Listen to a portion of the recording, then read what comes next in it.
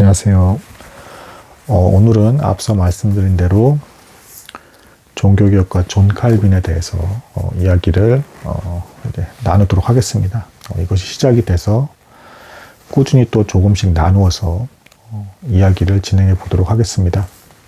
오늘은 존 칼빈이라는 인물을 직접적으로 다룬다기보다는 전반적인 시대 분위기와 그리고 또 이제 이 사람이 왜 오늘날까지도 사람들에게 감동을 주고 있고 또 교회의 많은 목회자들이 가장 닮고 싶어하는 목회자로서 기억에 남고 있는지에 대한 그런 내용들을 짧게 나눠보도록 하겠습니다. 먼저 좀 시대 배경과 흐름을 좀 이해하고 좀 넘어가야 될 그런 필요가 있습니다. 먼저 루터가 1483년에 태어났습니다. 그래서 1546년에 죽었습니다. 루터가 태어난 지 약 9년 뒤에 1492년이 이제 콜럼부스가 미국의 신대륙을 발견했던 그런 시점입니다. 그러니까 당시의 유럽은 사람들이 점점 이제 사고관에 있어서 변화가 생길 것 같은 그런 흐름으로 가고 있었고요. 그리고 여러 가지 과학기술이나 조선기술, 그리고 기타 나라들만의 간의 어떤 그 경쟁 속에서 점점 해외로 뻗어날 것 같은 그런 분위기가 이제 무르익고 있었습니다. 루터 앞에는 이제 에라스무스라는 인물이 또 미리 성경을 인문학적으로 접근함으로써 많은 사람들에게 이미 신선한 충격을 어느 정도는 준 상태였습니다. 칼빈은 이제 참고로 이제 1509년생입니다. 그러니까 루터가 1483년이니까 그리고 이제 칼빈이 1509년생이니까 대략 아버지 아들뻘 그 나이가 딱 맞죠.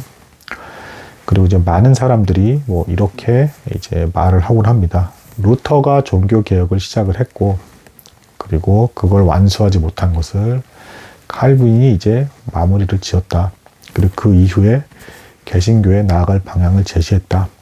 그리고 신학을 연구하는 부분에 있어서의 기틀들을 마련했다. 이런 평가들이 이제 지배적입니다. 실제로 루터는 이제 초창기에 종교개혁을 시작을 하면서 독일어 성경을 번역을 했죠. 칼빈은 이제 성경을 직접적으로 번역했다라기보다는 그것에 대한 해석서과 세석서와 주석서들을 이제 남겼고요.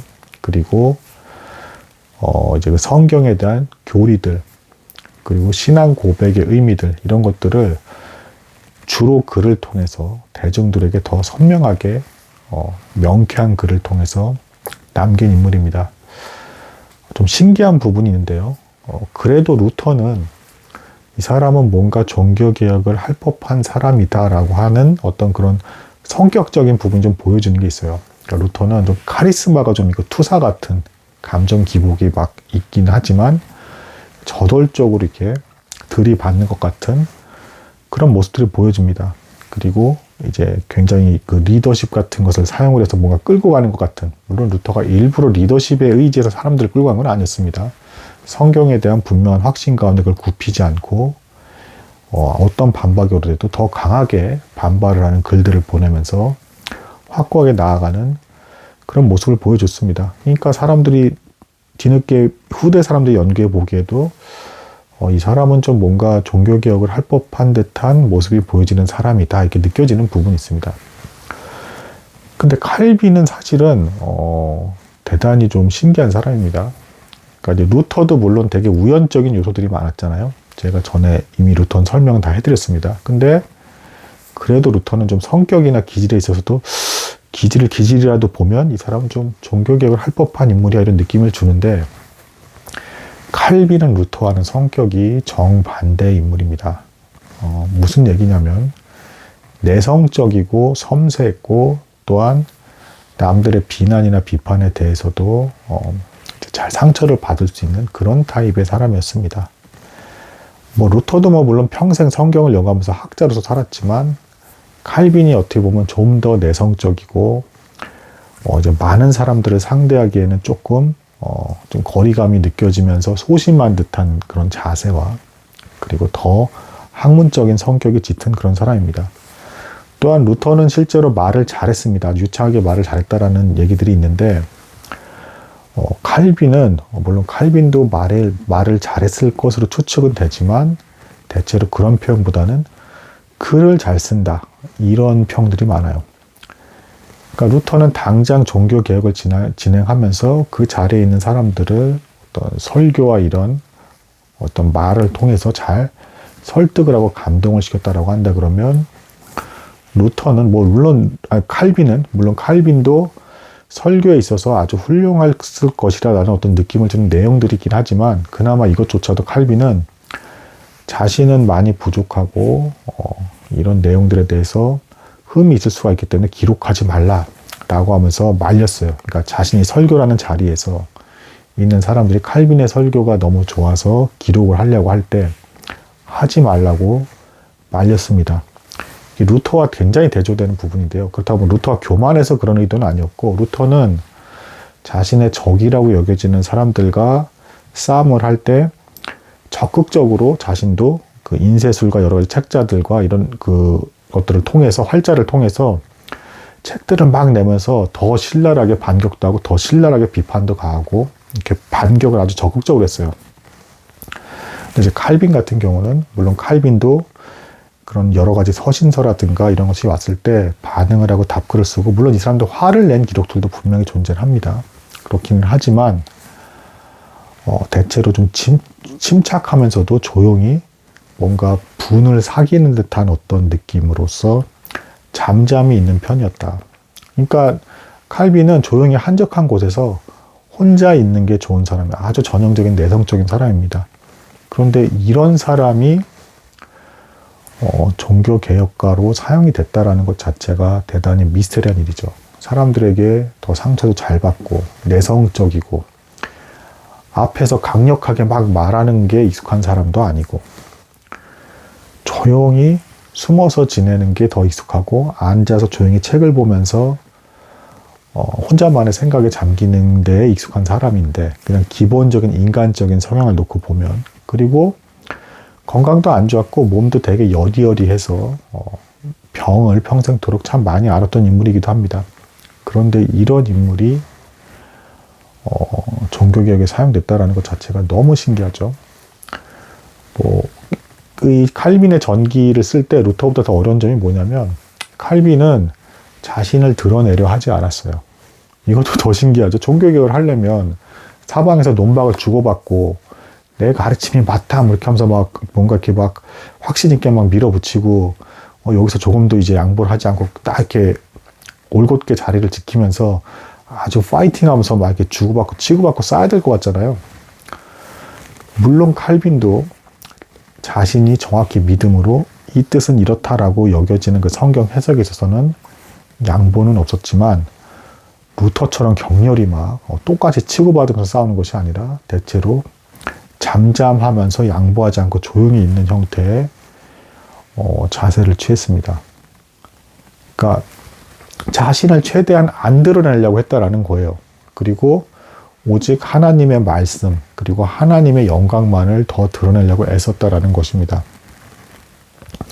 루터는 하나님의 영광을 위해서 자신이 진두지휘해서 뭔가 이런 출판 업계에서도 이런 책들을 막 내고 논문도 내고 막 격렬한 어떤 활동을 해야 된다고 생각했다라 그러면 칼빈은 정반대로 나는 최대한 드러나지 않게 조심하게 있으면서 하나님의 말씀과 가르침만이 저들에게 남아야 된다 라는 입장에서 설교와 글을 적었습니다. 스타일이 완전 다르죠. 둘 다 물론 하나님의 영광을 위해서 열심히 일한 하나님의 사제였지만 그래서 이런 루터의 자세 그리고 루터가 원래 이제 설교자로서 그리고 신학을 하려고 했던 사람도 전혀 아니었습니다. 그리고 굉장히 모범학생 타입이어서 부모님의 뜻을 잘 거절하지 못하는 그런 사람이었어요. 그래서 그 칼빈 역시도 이제 뭐 법학을 공부해야 됐고요. 이제 부모님의 뜻에 따라서 이때 당시 이제 법학과 아니면 뭐 의예과 이제 돈을 좀 벌 수가 있으니까 그렇게 부모의 뜻을 따라서 그냥 그대로 따라가던 사람이었습니다. 근데 어느 날 아버지께서 불의의 사고로 갑자기 돌아가시면서 자신이 얼마든지 선택할 수 있는 어떤 길이 열렸을 때 그 이전에 이미 칼빈이 내가 이런 일을 해야 되는가 종교개혁과 관련된 성경에 대한 올바른 교리를 전달하고 사람들에게 혼란 속에 빠져있는 그런 사람들의 어떤 사고관과 상태를 고쳐주어야 하는가라는 것에 대해서 갈등을 하고 있을 때 그렇게 갑자기 길이 열려버리면서 본인도 당황을 하게 되는.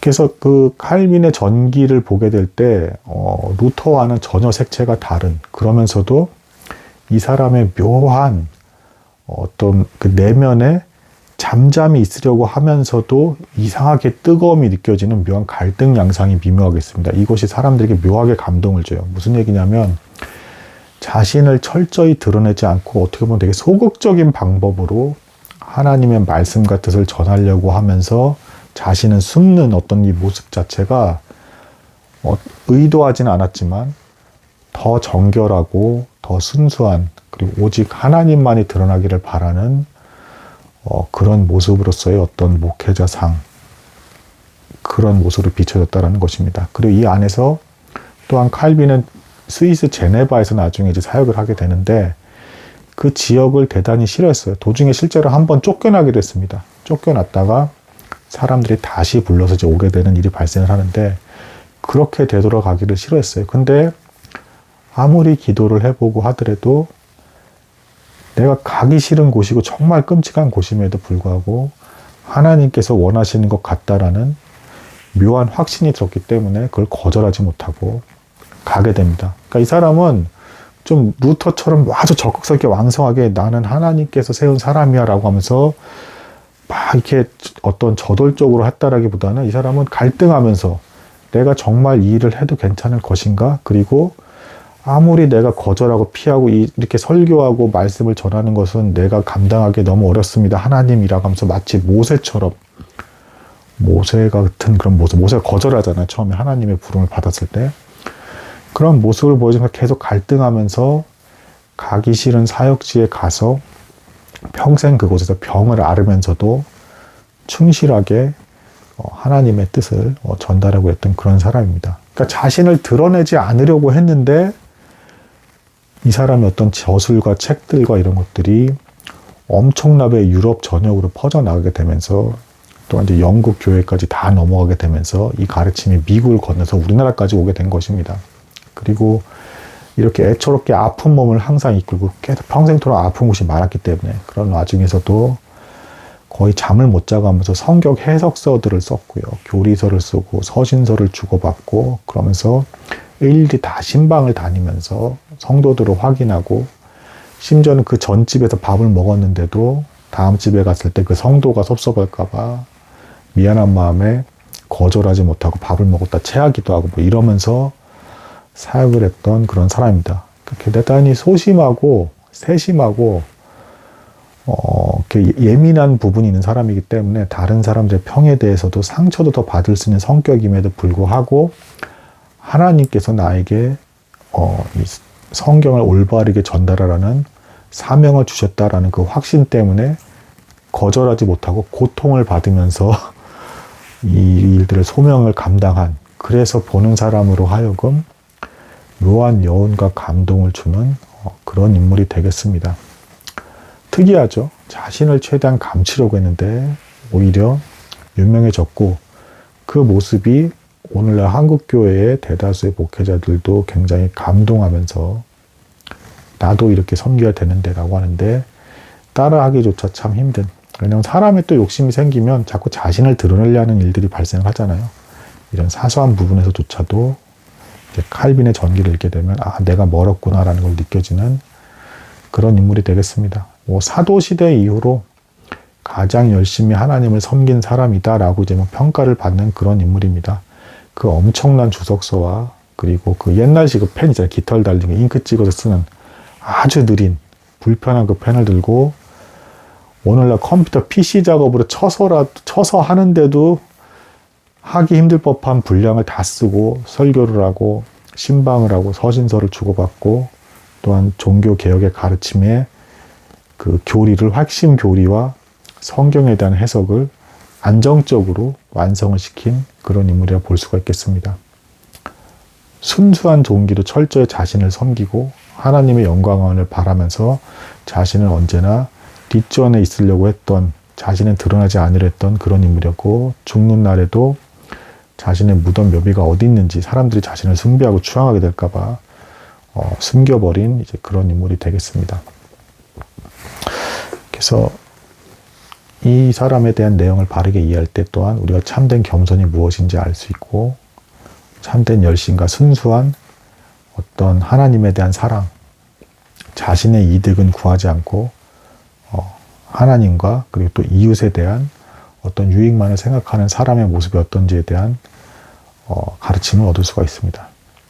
오늘은 여기까지 나누도록 하겠습니다. 감사합니다.